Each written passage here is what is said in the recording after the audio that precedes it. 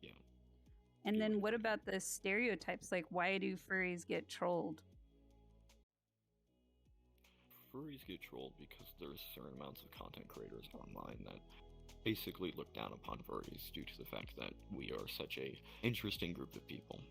There's always bad actors in each group, as mentioned earlier. There's people that do horrible things, and then that ruins the name of the whole entire community as a whole. I'm not going to say their names because they don't deserve any praise, they don't deserve any recognition, but there was a specific user that did unspeakable acts with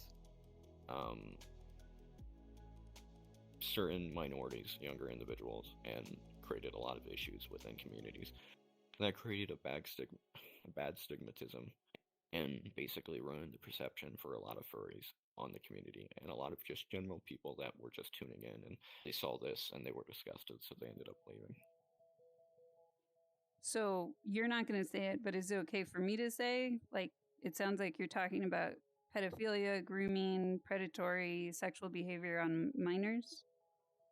And so that turned people away from furries. It reinforced the stigma.